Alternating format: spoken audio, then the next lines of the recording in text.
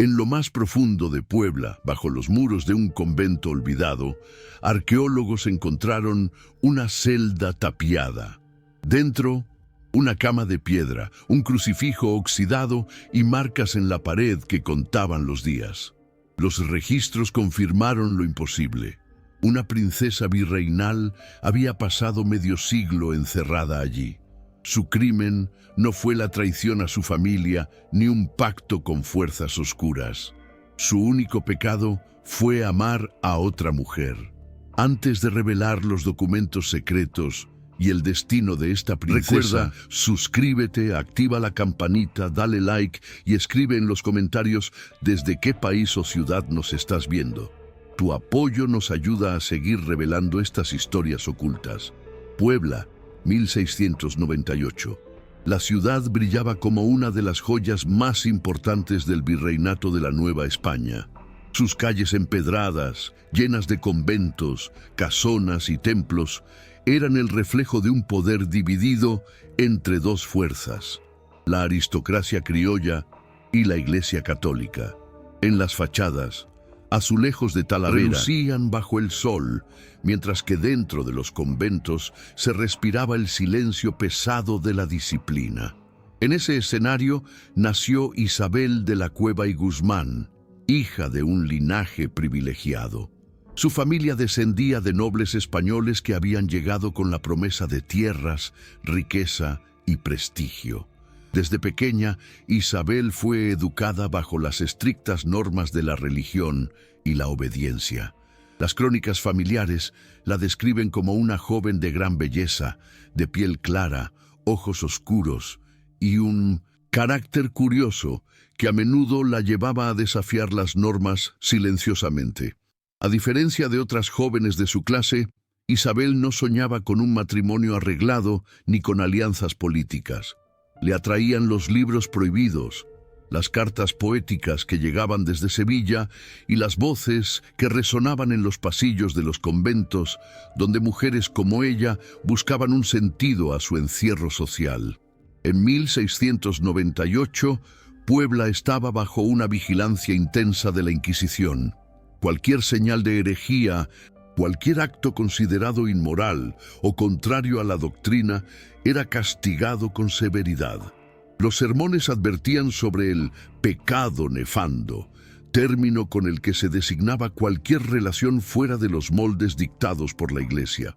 Fue en ese contexto donde Isabel conoció a Mariana de Velasco, hija de un comerciante acaudalado, de carácter fuerte y mirada brillante. Ambas coincidieron en ceremonias religiosas y reuniones privadas de la élite poblana. Lo que comenzó como una amistad inocente fue creciendo en secreto. Cartas intercambiadas, paseos bajo la sombra de los jardines, susurros en las esquinas de las procesiones. Las dos jóvenes compartían la sensación de estar atrapadas en un mundo que no aceptaba su forma de amar ni sus deseos. El amor entre ellas no era solo un sentimiento prohibido, sino una amenaza directa contra la reputación de ambas familias. Pero la intensidad de su vínculo las llevó a desafiar el peligro. Un criado de confianza descubrió una carta escondida bajo el cojín de la cama de Isabel. El mensaje era breve, pero suficiente para condenarlas. Nuestro amor no pertenece a este mundo, pero tampoco puedo renunciar a él. Esa frase, interceptada y entregada a la familia de Isabel, marcó el inicio de la tragedia. La aristocracia no podía permitirse un escándalo de esa magnitud. El destino de Isabel no sería un juicio público ni un castigo ordinario. Lo que aguardaba era mucho más cruel. El encierro silencioso, un castigo secreto que la condenaría a la oscuridad durante 50 años. La noticia de la carta descubierta cayó como un rayo en la casa de los de la Cueva. El padre de Isabel, don Rodrigo, reaccionó con furia silenciosa. Para un noble de su categoría, no había afrenta mayor que una hija manchando el apellido con un amor que la Iglesia calificaba de impuro. La madre, doña Leonor, suplicó discreción. Un escándalo público no solo los destruiría socialmente, sino que los pondría bajo la mira de la Inquisición. El silencio se volvió la primera forma de castigo.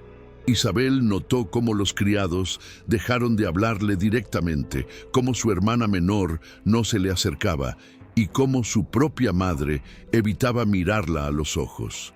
Las cartas de Mariana dejaron de llegar, interceptadas antes de que pudieran alcanzar sus manos.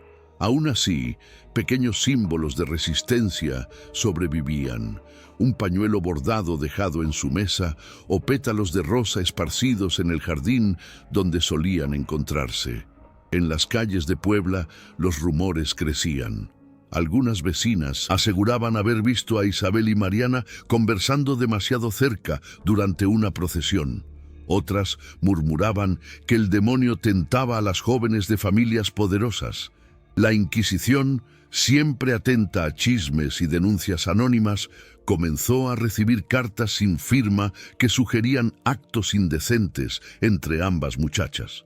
Don Rodrigo entendió que debía actuar antes de que el escándalo trascendiera, pero en vez de entregar a su hija a los tribunales, optó por algo más sutil y definitivo: aislarla del mundo. No lo hacía por compasión, sino por estrategia. Un proceso inquisitorial habría arrastrado a toda la familia a la humillación pública. Un encierro secreto, en cambio, borraría las pruebas y protegería su apellido. La primera medida fue prohibirle salir sola. Isabel dejó de asistir a las misas matutinas y a las visitas sociales. Su ventana fue clausurada con gruesas cortinas que dejaban pasar apenas un hilo de luz. 2 criados fueron asignados para seguirla dentro de la casa, vigilando cada movimiento, cada palabra escrita, cada mirada furtiva. Isabel, que hasta entonces había conocido los privilegios de la nobleza, comenzó a sentir la asfixia de una prisión invisible. Su único consuelo era recordar la voz de Mariana, el brillo de sus ojos y las palabras que habían prometido no olvidar: ni el hierro ni las piedras nos separarán. Los planes de su padre avanzaban en secreto. Se contactó con los superiores de un convento local, buscando un espacio apartado, una celda en desuso, que pudiera convertirse en tumba en vida. El acuerdo debía quedar sellado en silencio, lejos de las crónicas oficiales. El destino estaba sellado. Isabel no lo sabía aún, pero cada día que pasaba en esa vigilancia creciente era un paso más hacia un encierro sin retorno. Si esta historia te está atrapando, suscríbete ahora mismo, activa la campanita y comparte este video con alguien que ame los relatos históricos oscuros. Déjame en comentarios si crees que la familia de Isabel actuaba por honor o por miedo. La madrugada elegida llegó sin aviso previo. Isabel fue despertada por 2 criados que la obligaron a vestirse con una túnica sencilla, sin joyas ni adornos. No hubo explicaciones, solo órdenes secas y miradas esquivas. En el silencio de la casa, los pasos resonaban como golpes de martillo sobre piedra. Un carruaje sin emblemas aguardaba en la calle lateral. Las ruedas estaban cubiertas con telas para amortiguar el sonido. Todo debía hacerse en secreto. Isabel preguntó a dónde la llevaban, pero la única respuesta fue el crujido de la puerta cerrándose tras ella. El trayecto por las calles de Puebla estuvo envuelto en sombras. La ciudad dormía, pero el aire llevaba consigo el murmullo de las campanas nocturnas y el olor a incienso de los templos. La luna iluminaba las torres barrocas, mientras el carruaje se alejaba del centro, rumbo a un convento semiabandonado en las afueras. El destino era el convento de Santa Clara, una edificación imponente que, tras décadas de esplendor, había caído en desuso. Allí, entre corredores de piedra húmeda y claustros silenciosos, aguardaba la celda donde Isabel pasaría los próximos 50 años. La Madre Superiora recibió a don Rodrigo con una expresión grave. El acuerdo era claro. Nadie debía saber que Isabel estaba allí. El encierro no sería oficial ni registrado en documentos eclesiásticos. Era un castigo privado, disfrazado de penitencia religiosa. A cambio de generosas donaciones, las puertas de la celda se cerrarían para siempre. La celda era pequeña, con muros gruesos de piedra y una diminuta abertura en lo alto que apenas dejaba entrar la luz. Una cama de piedra cubierta con un jergón áspero, un crucifijo de hierro oxidado y un cántaro para el agua eran todo lo que se le concedía. El olor a humedad impregnaba cada rincón, y el silencio era tan denso que Isabel podía escuchar el latido acelerado de su propio corazón. Cuando las puertas se cerraron, el sonido de los cerrojos retumbó como un eco infinito. Isabel comprendió que ya no era hija de nobles ni princesa de linaje. Había sido convertida en sombra, enterrada viva bajo las paredes de un convento. Esa primera noche intentó contar el tiempo rezando Aves Marías, pero la mente la traicionaba. Imaginaba a Mariana buscando respuestas, llamando a su puerta, preguntando por ella. En la oscuridad, acarició el pañuelo bordado que aún guardaba escondido en su manga, el último recuerdo de su amada. Las lágrimas cayeron sin consuelo. Su vida se había reducido a 4 paredes frías y un silencio absoluto. Sin embargo, en medio de la desesperación, una promesa se encendió dentro de ella. No dejaría que la memoria de su amor muriera. Si los barrotes eran eternos, también lo sería su resistencia. Los primeros meses del encierro de Isabel pasaron en un silencio casi absoluto. La familia no volvió a pronunciar su nombre, y el convento mantenía la celda sellada como si fuera un secreto compartido entre pocos. Pero en los corredores de Santa Clara comenzaron a surgir rumores imposibles de contener. Las novicias que limpiaban las capillas aseguraban escuchar golpes rítmicos en la piedra del ala norte, donde oficialmente no vivía nadie. Una de ellas juró haber visto, al amanecer, una sombra femenina detrás de una ventana tapiada. La Madre Superiora exigió silencio. No hay nada allí. Lo que escuchan son las piedras contrayéndose con el frío. Pero el miedo persistía. Isabel, sin contacto humano, más allá de la comida que se le pasaba por un hueco en la puerta, comenzó a dejar señales de su existencia. Con una piedra afilada rayó en la pared los días, formando largas columnas de marcas. También talló palabras, fragmentos de oraciones que parecían súplicas y gritos contenidos. Mariana vive. Yo resisto. Dios me escucha. Décadas más tarde, arqueólogos que entraron a esa celda encontraron aquellas inscripciones, confirmando que Isabel se aferraba a la memoria de su amor como único refugio. Pero no todo quedó oculto. En 1701, una carta, enviada desde el convento a un obispo en la Ciudad de México, mencionaba, de forma velada, a una dama penitente de alto linaje que cumple encierro perpetuo por mandato paterno. El documento fue archivado sin mayor explicación, pero su sola existencia confirma que la Iglesia estaba al tanto y decidió mirar hacia otro lado. Mientras tanto, en la ciudad de Puebla, Mariana de Velasco no se resignaba. Preguntaba discretamente a criados y religiosos. Algunos le insinuaron que Isabel había enfermado y viajado a España. Otros, que había tomado los votos en secreto. Ninguna versión era cierta. Mariana, sin pruebas, quedó atrapada en el silencio de una mentira tejida para proteger un apellido y enterrar un amor. Dentro de la celda, Isabel escuchaba cada campanada del convento como medida del tiempo perdido.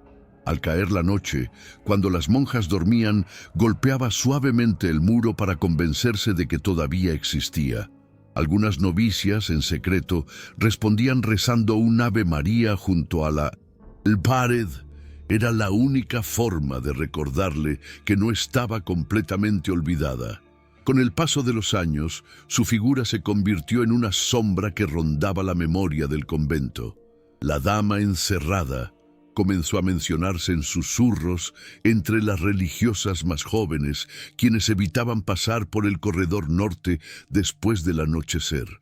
Nadie sabía quién era, pero todas temían acercarse demasiado a esa celda que parecía respirar. Isabel había sido condenada al silencio, pero su presencia, lejos de desaparecer, empezó a convertirse en un mito vivo que recorría los pasillos del convento como un eco de amor prohibido y dolor eterno.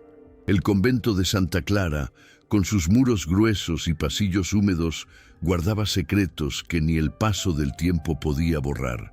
Las monjas más antiguas sabían que en el ala norte no debía entrar nadie, salvo la hermana encargada de llevar alimento y agua a la celda tapiada. Sin embargo, algunos objetos comenzaron a filtrarse hacia el exterior, revelando que dentro vivía alguien que no había sido olvidado. En 1710, una novicia encontró un pequeño pañuelo bordado con hilos rojos escondido detrás de una estatua del claustro. El bordado mostraba un símbolo extraño, dos iniciales entrelazadas, I y M. El rumor se extendió. ¿Acaso era prueba del amor prohibido entre Isabel y Mariana? La Madre Superiora confiscó el objeto de inmediato, pero no pudo impedir que quedara registrado en las memorias privadas de una de las religiosas, documento que siglos después aparecería en un archivo parroquial. Más inquietante fue lo que sucedió en 1722. Durante trabajos de reparación en una pared cercana a la celda, albañiles escucharon un canto apagado. Uno de ellos, aterrorizado, aseguró que era la voz de una mujer entonando un salmo en latín. Cuando reportaron el hecho a la superiora, ella ordenó sellar de nuevo la zona y jurar silencio. El obrero dejó, sin embargo, una nota en un cuaderno personal que sería hallado en 1903 en una colección privada de Mindures, Puebla. Pero la prueba más contundente llegó en 1730. Entre los registros de confesión de una monja anciana apareció una anotación. He alimentado durante 30 años a la dama oculta. Ella aún respira, aunque sus ojos ya no reconocen la luz. Cada día marca las piedras con su sangre para recordar que sigue viva. El documento, hallado siglos después en los archivos del arzobispado, confirma que Isabel no fue un fantasma ni un rumor. Fue un ser humano enterrado en vida, vigilado y condenado por la celda. También ofrecía sus propios testimonios. Décadas más tarde, cuando arqueólogos exploraron el lugar, hallaron un crucifijo corroído y un trozo de tela deteriorada con bordados semejantes al pañuelo confiscado en 1710. Pero lo más perturbador eran las inscripciones en la piedra, frases repetidas hasta desgastar la superficie. No me olviden, Mariana existe, yo espero. Estos objetos, escondidos y rescatados con el tiempo, eran más que simples pruebas. Eran el grito silencioso de una mujer que se negó a desaparecer.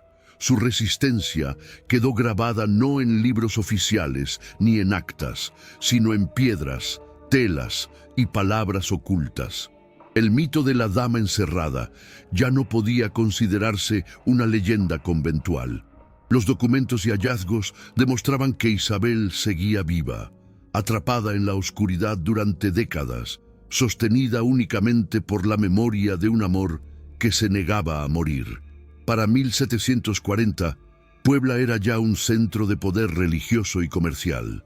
La Inquisición vigilaba con ojos atenta a rumores de brujería, herejía o cualquier práctica considerada desviada. Y aunque la familia de la Cueva había logrado ocultar durante décadas el destino de Isabel, los ecos de su encierro empezaron a llegar a oídos equivocados. Un sacerdote jesuita, de paso por el convento de Santa Clara, escuchó a varias novicias hablar del fantasma que cantaba de noche. Intrigado, preguntó directamente a la Madre Superiora, quien le pidió silencio. Pero el sacerdote registró el hecho en una carta enviada a México. En el claustro de Puebla parece haber un ánima en pena, o tal vez una mujer sepultada por sus pecados ocultos. Ese testimonio despertó sospechas. La Inquisición comenzó a enviar visitadores ocasionales al convento. Nunca encontraron nada. Los muros estaban intactos, la celda oculta parecía no existir, y las religiosas juraban que no había nadie encerrado allí. Pero el simple hecho de que existiera un rumor bastaba para poner en riesgo a toda la institución. La familia de la Cueva, aún influyente en la región, comprendió que debía reforzar el silencio. Don Rodrigo ya había muerto, pero su hijo mayor heredó no solo el título, sino también el peso de la culpa. Ordenó renovar las donaciones al convento, entregar joyas y tierras y exigir a las religiosas una lealtad absoluta. Quien hablara del encierro de Isabel sería trasladada a otro convento, o peor, entregada a los tribunales eclesiásticos bajo cualquier acusación fabricada. Ese pacto de silencio se convirtió en una conspiración. Documentos, cartas y objetos que probaban la existencia de Isabel fueron escondidos en archivos sellados, quemados o vendidos en secreto. El objetivo era borrar toda huella que pudiera relacionar a la familia con el escándalo. Mientras tanto, dentro de la celda, Isabel llevaba más de 40 años aislada. Su cuerpo estaba consumido, su piel pálida como la cal de los muros, pero su voluntad seguía intacta. Golpeaba las piedras cada día, como si supiera que afuera el mundo luchaba por olvidar su nombre. Las marcas acumuladas en los muros se convirtieron en crónicas de resistencia, un diario sin tinta ni papel. Algunas monjas jóvenes, conmovidas por su historia, arriesgaron todo para pasarle pequeños trozos de papel y carbón. De esas manos clandestinas surgieron escritos desgarradores que más tarde serían encontrados escondidos bajo tablas del piso, oraciones, poemas y fragmentos dirigidos a Mariana. En uno de ellos, Isabel escribió: «Si Dios me encierra, que la memoria me libere. Si mi cuerpo muere, que mi amor permanezca». El secreto sobrevivía en la oscuridad, sostenido por una red frágil de silencios, sobornos y complicidades. Pero cada prueba, cada rumor y cada escrito acercaban a Isabel a la inmortalidad que sus verdugos más temían, convertirse en un recuerdo imposible de borrar. Antes de seguir con este relato oculto, suscríbete al canal, activa la campanita y comenta: ¿crees que la Iglesia callaba por proteger la fe o por proteger el poder de una familia noble? A mediados del siglo XVIII, los ecos del encierro de Isabel no eran un caso único. Documentos desclasificados años después demostrarían que en varios conventos de México existían mujeres recluidas en secreto, castigadas por amores prohibidos, resistencias familiares o supuestos pecados contra la moral. En Querétaro, en 1751, un informe de visita eclesiástica mencionaba a una mujer noble en penitencia perpetua dentro del convento de Santa Rosa de Viterbo. Ofrecía detalles, pero los investigadores posteriores encontraron paralelismos inquietantes con el caso de Puebla.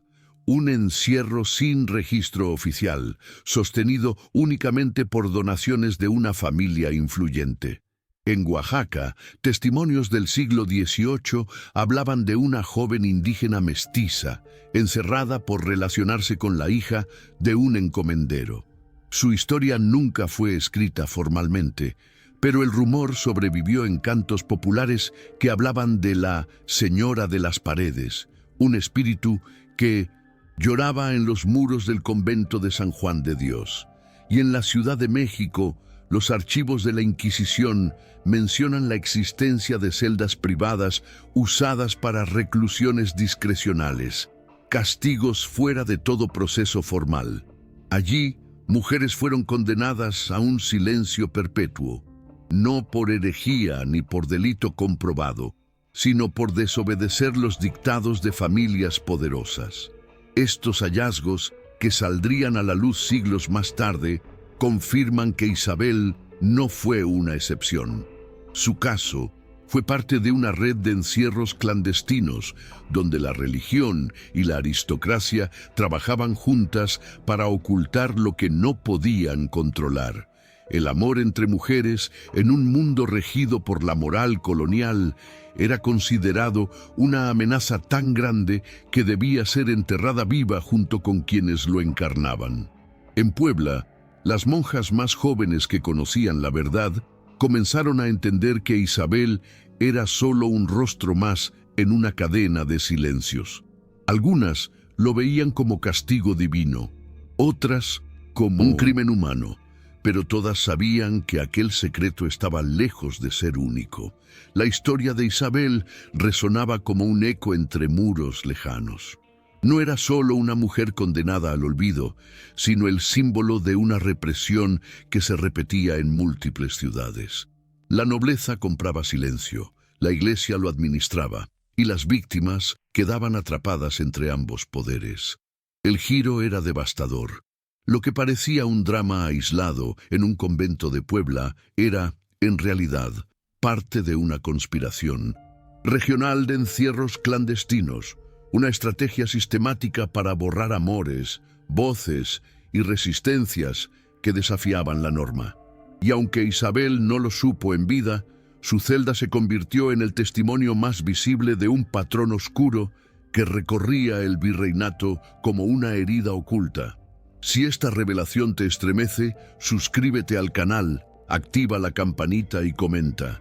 ¿Crees que estas redes de encierros eran un secreto compartido por todos? ¿O solo un pacto entre unos pocos? El tiempo dentro de 1800, la celda no se medía en días, sino en cuerpos que se desgastaban. Para cuando Isabel llevaba más de 30 años encerrada, su reflejo apenas recordaba a la joven noble que un día fue llamada princesa. Su piel se había vuelto traslúcida, marcada por la humedad. Sus cabellos, antes oscuros y brillantes, caían en mechones sobre el suelo de piedra. El cuerpo se consumía, pero la mente se aferraba a la resistencia. Cada día seguía tallando marcas en el muro, aunque sus manos sangraran y las uñas se partieran. La piedra estaba cubierta de columnas interminables de rayas, como un calendario sin fin que testimoniaba su lucha contra el olvido. La rutina se había convertido en un rito secreto. Isabel rezaba al amanecer, golpeaba la pared al caer la tarde y escribía pensamientos fragmentados en trozos de tela o carbón que lograba conseguir. Aquellos escritos eran tan breves como intensos. Sigo aquí. Mariana sigue en mí. Dios calla, pero yo nombro. El alimento llegaba en pequeñas raciones, cada vez más escasas. Pan duro, agua turbia, a veces un trozo de fruta. La caridad del convento se agotaba y el castigo impuesto por su familia parecía más bien una lenta tortura. Sin embargo, Isabel rechazaba rendirse. En su mente, sobrevivir no era un acto de sumisión, sino de desafío. Cada respiración era una afrenta al poder que había intentado borrarla. Algunas novicias, conmovidas por la resistencia de aquella mujer, comenzaron a considerar su celda no como una prisión, sino como un altar, un vivo. Una de ellas escribió en su diario: «No sé si es santa o mártir, pero sus ojos, al mirarme por la rendija, no pertenecen a este mundo. Son fuego y ceniza al mismo tiempo». Ese testimonio, conservado en un archivo conventual, confirma que Isabel mantenía una fuerza espiritual que impactaba a quienes se atrevían a acercarse. El deterioro físico era inevitable. Sus huesos se marcaban bajo la piel, su voz se quebraba al cantar y su respiración se volvía un esfuerzo. Pero la llama interior permanecía. Isabel se negó a dejar que su encierro fuera olvido. Talló una cruz en la piedra central de la celda, rodeada por las palabras: «No morirá mi amor». El paso del tiempo había transformado a Isabel en un mito viviente dentro del convento. Para algunas, era una penitente enviada por Dios. Para otras, una mártir de la injusticia. Pero para ella misma, solo había una verdad. Su amor por Mariana Era la razón de cada golpe, de cada palabra tallada, de cada día robado a la oscuridad. Estaba muriendo Isabel. lentamente, sí, pero también estaba construyendo una memoria imposible de apagar. Los últimos escritos de Isabel fueron hallados mucho después, escondidos bajo una losa del piso de la celda. Eran fragmentos irregulares, frases apenas legibles, escritas con carbón y, en ocasiones, con su propia sangre. El tono de esas palabras mostraba el deterioro de su mente, pero también la obstinación de un corazón que nunca renunció. Uno de los textos más reveladores decía: «He contado 40 años en piedra. Mi cuerpo no me obedece, pero mi amor sigue aquí. Si Mariana respira, yo respiro. Si ella muere, yo me muero». El dolor más grande llegó cuando la noticia, filtrada en susurros, alcanzó su celda. Mariana había desaparecido. Nadie sabía con certeza si había muerto, si había sido obligada a casarse en secreto o si había abandonado Puebla bajo presión de su familia. La versión más aceptada entre los investigadores actuales es que fue enviada a Veracruz y luego a España, donde su rastro se perdió para siempre. Isabel nunca recibió confirmación. Solo escuchó las versiones contradictorias que las monjas, con compasión o crueldad, le dejaban caer. Esa incertidumbre fue un castigo peor que las cadenas. Amar a alguien que tal vez ya no existía en el mundo. Su escritura se volvió más desesperada. En un trozo de tela bordada dejó la frase: «La ausencia es peor que la muerte». En otro pedazo de carbón escribió: «Si Mariana se ha ido, entonces Dios mismo me ha traicionado». A pesar de esa angustia, Isabel nunca dejó de repetir el nombre de su amada. Varias novicias declararon, en confesiones privadas, que al pasar por el corredor norte se escuchaba a una mujer susurrar incansablemente: «Mariana, Mariana, Mariana», como si el eco mismo del convento se hubiera convertido en su plegaria eterna. Con el tiempo, las monjas más jóvenes comenzaron a ver en ella no solo a una prisionera, sino a un símbolo. Algunas la llamaban mártir, otras santa. Decían que, al tocar la pared de la celda, sentían un calor extraño, como si la piedra guardara la energía de su resistencia. Los últimos documentos escritos por Isabel ya no eran súplicas, sino despedidas. Uno de ellos decía: «No sé si veré el amanecer fuera de estas piedras, pero sé que mi historia vivirá en cada golpe que di, en cada lágrima que cayó sobre esta piedra. Yo amé, y ese amor es eterno». Con la desaparición de Mariana y la certeza de que su encierro sería perpetuo, Isabel entró en la etapa. No le quedaba familia que la reclamara, ni promesas de libertad. Solo un cuerpo debilitado, una voz quebrada y un amor convertido en memoria. Antes de seguir hacia los últimos días de Isabel, suscríbete, activa la campanita y comenta: ¿crees que Mariana fue silenciada para proteger el secreto o logró escapar del destino que atrapó a Isabel? El silencio de la celda se volvió aún más denso con el paso de los años. Para 1748, Isabel llevaba medio siglo encerrada. Su cuerpo ya no era más que un esqueleto cubierto de piel, y sus movimientos eran lentos, dolorosos, casi mecánicos. Sin embargo, algo en sus ojos mantenía la intensidad de una llama que ni el hambre ni la oscuridad habían podido apagar. Las monjas, que aún sabían de su existencia, temían entrar en contacto con ella. Algunas aseguraban que su figura, delgada y encorvada, parecía un espectro. Otras, que al mirarla fijamente sentían que estaban frente a una santa sufriente. En susurros decían que Isabel tenía la capacidad de transmitir su fe y su dolor con una sola mirada. En esos últimos días, Isabel ya no escribía ni tallaba piedras. Sus manos temblaban demasiado y sus fuerzas no alcanzaban para sostener el carbón o golpear los muros. Pero su voz, débil como un murmullo, seguía pronunciando oraciones y versos dirigidos a Mariana. El eco de esas palabras quedó grabado en la memoria de las novicias que con miedo y compasión se acercaban a escuchar. El diario de una religiosa, hallado siglos después, dejó un testimonio estremecedor. Hoy la dama oculta me pidió que rezara con ella.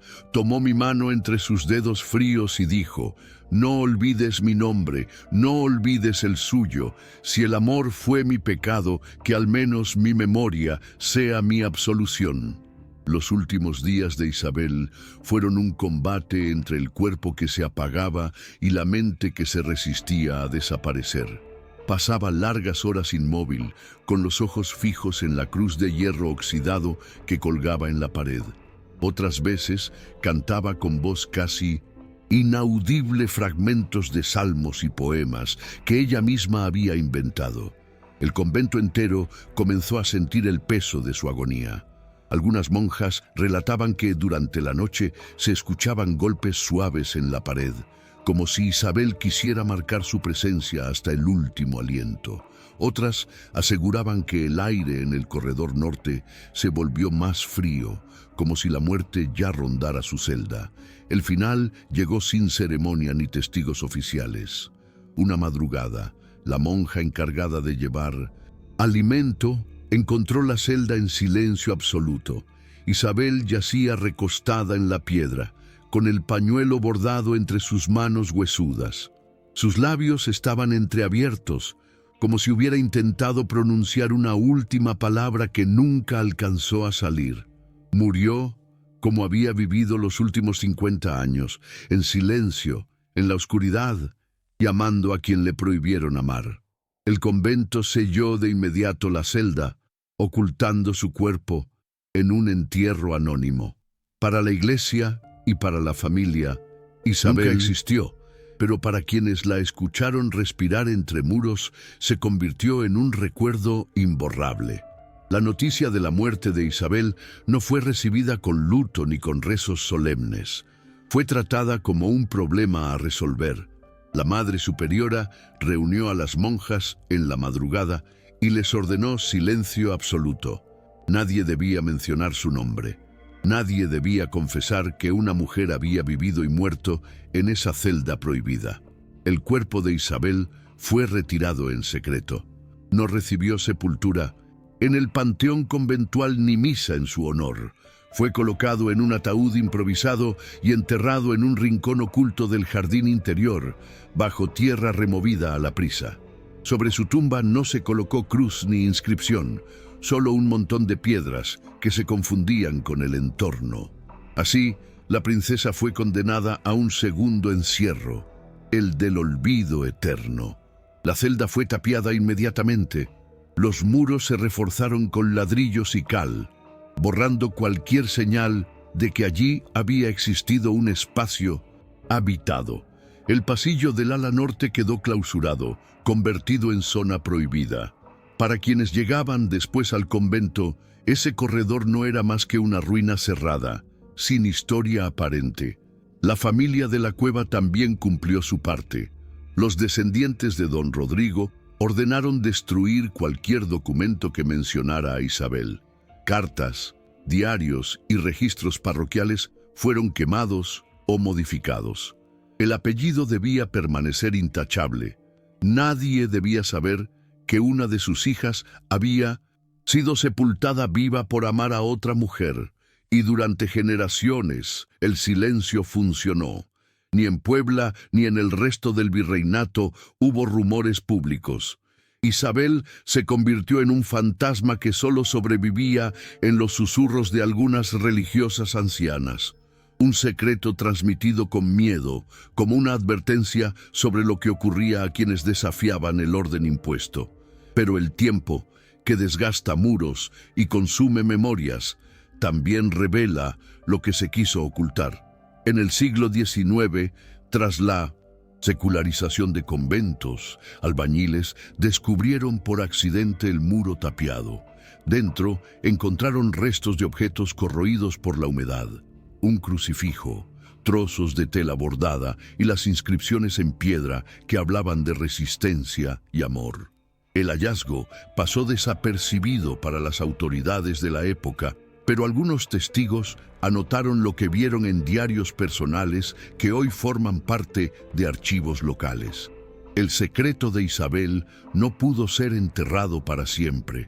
Sus marcas en la piedra, sus escritos escondidos y el recuerdo clandestino de las monjas fueron suficientes para que la historia resurgiera, aunque fragmentada, como un eco persistente. El convento intentó silenciar su muerte. La familia quiso borrar su nombre, pero el dolor de medio siglo no podía desaparecer con cal ni con tierra. La voz de Isabel quedó atrapada en los muros, esperando ser descubierta siglos después. Antes del epílogo final de esta historia, suscríbete al canal, activa la campanita y comenta. ¿Crees que quienes ocultaron la verdad fueron culpables o también prisioneros de su propio miedo? Siglos después, los muros del antiguo convento de Santa Clara hablaron. En exploraciones arqueológicas realizadas en el siglo XX, los investigadores encontraron lo que hasta entonces había sido considerado solo un mito conventual. Una celda tapiada con restos de inscripciones en piedra, marcas de calendario y fragmentos textiles deteriorados. El hallazgo coincidía con los rumores que sobrevivieron dispersos, diarios de monjas, cartas confiscadas y anotaciones secretas de la Inquisición. La figura de Isabel de la Cueva emergió como la confirmación de una historia silenciada durante más de 200 años. No era leyenda, no era invención. Una mujer de linaje noble había sido condenada a medio siglo de encierro por amar a otra mujer. Entre los objetos recuperados se halló un crucifijo corroído, piezas de cerámica rota y, lo más estremecedor, fragmentos de tela con bordados, casi ilegibles, donde aún podía distinguirse la inicial M. Para los historiadores, esa letra era la huella de Mariana, la amada perdida que se convirtió en el motor de resistencia de Isabel.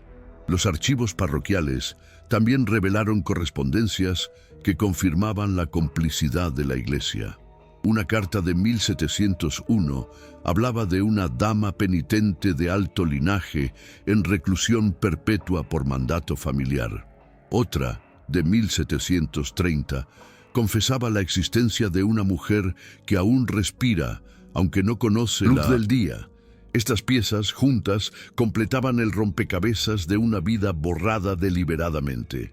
El epílogo de Isabel no fue escrito por sus contemporáneos, sino por la memoria. Su nombre resurgió como símbolo de todas las mujeres enterradas vivas en conventos, víctimas de un sistema que castigaba el amor y la libertad. Hoy, su historia circula como advertencia y como homenaje. No se trata solo del dolor de una princesa noble, sino del eco de miles de voces silenciadas. Isabel no murió en 1500. Vano. Sus marcas en la piedra, sus palabras escritas con carbón y sangre y el recuerdo persistente de las monjas que la escucharon convirtieron su vida en resistencia. Si su amor fue condenado como pecado, el tiempo lo transformó en testimonio. En Puebla aún se habla de la dama del convento. Algunos aseguran que, en noches de silencio absoluto, se escuchan golpes suaves en los muros viejos de Santa Clara. Otros dicen haber visto la sombra de una mujer caminando lentamente por el corredor, clausurado.